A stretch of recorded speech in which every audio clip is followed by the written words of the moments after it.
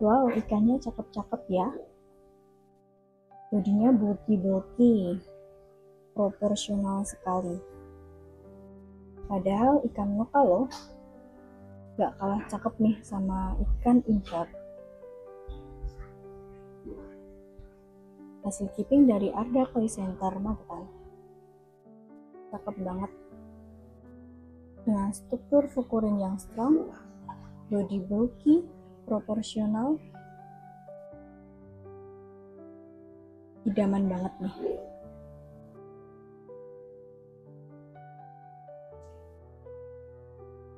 Halo sahabat koi lovers, sampai berjumpa kembali di channel Jerwan Koi Farm.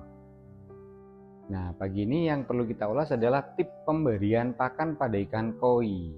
Ya, jadi dimana tip pemberian pakan pada ikan koi itu mesti sepele tapi nanti pengaruhnya pada ikan-ikan koi kesayangan kita ya. Banyak sekali para hobis yang dimana kalau dalam pemberian ikan koi itu semangat dan benar-benar gimana caranya ikannya cepat bulky kan begitu. Nah, sebenarnya tidak ada aturan mengikat sih kan koi kita mesti harus begini tidak itulah nikmatnya kita keeping ikan koi. Nah, di sini saya hanya sedikit menambahkan sebuah tip yang dimana supaya ikan koi kita itu tetap jadi proporsional dari semuanya, baik dari segi bodi dari depan sampai belakang itu terisi dengan baik. Nah, yang pertama adalah pemberian ikan koi itu dilakukan wajib secara teratur. Nah, mau yang baik adalah pagi, siang, sore, kan begitu. Kalau para hobis banyak aktivitas di luar, maka ada sekarang auto feeder yang bisa untuk menyeting gimana kita akan memberikannya, mau dibuat setelan per jam, 2 jam sekali, 1 hari 5 kali, itu bisa. Yang perlu kita upayakan adalah, saya pribadi kalau keeping, saya lebih keeping dengan cara feeding. Jadi home feeding kita tetap pakai tangan ya, kita pakai tangan dan kita jarang sekali pakai auto feeder, terutama untuk di kolam-kolam keramat yang dimana ikan-ikan kita hampir rata-rata untuk event show.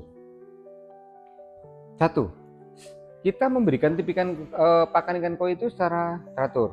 Yang kedua, saya memberikannya dengan sedikit-sedikit tapi rutin. Nah, karena pada dasarnya usus ikan koi itu pendek sekali. Jadi kalau kita terus hajar, terus ini kasih pakan, makanya nanti ikan koi kita akan cenderung mengalami pot belly. Pot belly itu perutnya gede, buncit. Jadi bisa dibilang nanti akhirnya bahasanya teman-teman hobi sih kayak helikopter. Jadi yang gede perutnya aja sih. Saya pribadi cermat, wajib melihat genetik. Gimana karakter genetik tersebut? Kalau karakter genetik ini jumbo, makanya kalau saya lebih ke santai dulu, slow dulu. Yang penting manjang dulu, bukan melebar dulu. Makanya saya kasih sedikit-sedikit teratur, tapi begitu sudah mencapai masa keemasan ikan ini akan datang. Apa itu masa keemasan? Katakanlah nisai. Nah, 40 cm up, 50 cm up, baru kita siapkan dengan pemberian pakan yang lebih ketat lagi dan supaya lebar bodinya proporsional. Gitu. Jadi bukan dari kecil saya terus push pakan terus. Nanti kalau pengalaman saya pribadi sih stuck. Jadi diam di tempat. Ikan itu akan cenderung perutnya membesar dan mempengaruhi juga grow pertumbuhan ikannya. Gitu ya sahabat koi lovers. Sedikit rutin itu lebih baik daripada banyak langsung seketika. Itu jelek. Nah, kalau kita sayangkan koi kita, lebih baik kita santai, kita nikmati. Masalah bulkikan itu gampang. Jangan dipus. Yang kedua, poin yang dimana tempat kolam kita masalah populasinya ini pengaruh.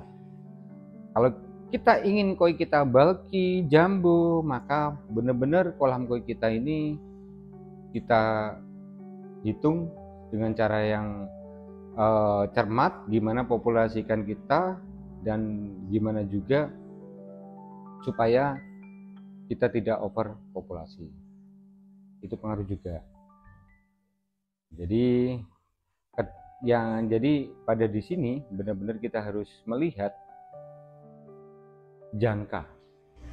Jangan sering memasukkan ikan koi di dalam kolam. Jangan sering. Itu juga pengaruh juga terhadap grow ikan. Oke. Yang keempat, kolam juga menjadi sebuah solusi supaya ikan koi kita jambu dengan kedalaman yang tentunya tidak asal-asalan ya. Jadi kalau kita koi lovers kita pengen membuat kolam koi kita 60 cm, oke, baik. 1 meter oke, baik juga. Tapi ada minusnya, kalau 60 cm cenderung nanti perutnya turun sampai 1 meter. Dan bagusnya semakin dalam ikan koi itu body proporsional akan tercapai karena ikannya otomatis dengan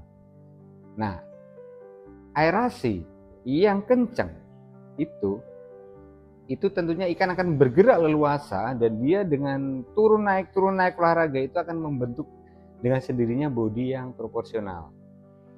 Nah, jadi kedalaman kolam koi itu penting.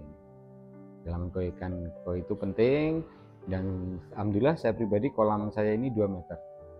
Ada juga yang 1,5 yang di matpon, ada juga yang di rumah itu cuman 70 cm. Jadi plus minus kolam kedalaman 60 cm itu grow-nya emang cepat, tapi nanti kalau untuk jambu akan sulit tercapai. Perutnya turun dulu. Nah, kalau kolam yang dalamnya benar-benar proporsional 2 meter katakanlah, maka bodi ikan kita akan tercapai dengan baik. Jadi ikan koi itu masa depannya panjang. Ibaratnya kita umur 3 tahun, itu kita sebenarnya ikan koi kita itu di posisi jambu. Jadi 3 tahun up, kita akan menikmati lama ikan koi kita tersebut. Begitu ya sahabat koi lovers. Nah, jadi di sini tetap kita happy dengan ikan koi kita, tetap kita terus mau pengen ikan koi kita itu dengan yang supaya bisa jambu. Nah, jangan lupa pakan kita juga wajib memberikan yang baik. Sebenarnya di sini ada koi center juga produk pakan, namanya AKC produk koi food, dengan yang dimana dengan kandungan protein, mineral, kalsiumnya seimbang. Jadi ada tipe 2, tipe M standar ada, tipe M premium ada. Tipe M premium kita jual per 5 kilo 450k, tipe M standar kita jual 400k. Gitu. Dan pakan ini sebenarnya banyak yang mengandung formula yang alami ya teman-teman. Jadi benar-benar membentuk sebuah poin overall beauty ikan tersebut, terutama skin quality-nya terjaga dengan api. Maka nanti apabila teman-teman berminat untuk AKC produk koi food, bisa menghubungi di nomor kami di bawah tersebut melalui nomor admin ataupun ke saya pribadi. Gitu ya sahabat koi lovers. Pertemuan kita kali ini kita membahas tentang tips untuk perawatan ikan yang untuk dalam artian pemberian pakan, dan kita harus semangat menciptakan ikan koi yang berkualitas dengan bodi yang proporsional. Ada lebih dan kurangnya saya mohon maaf, dan di lain kesempatan akan kita sambung kembali. Terima kasih, saya Jarod Triawan. Wassalamualaikum warahmatullahi wabarakatuh, dan sampai berjumpa di episode selanjutnya.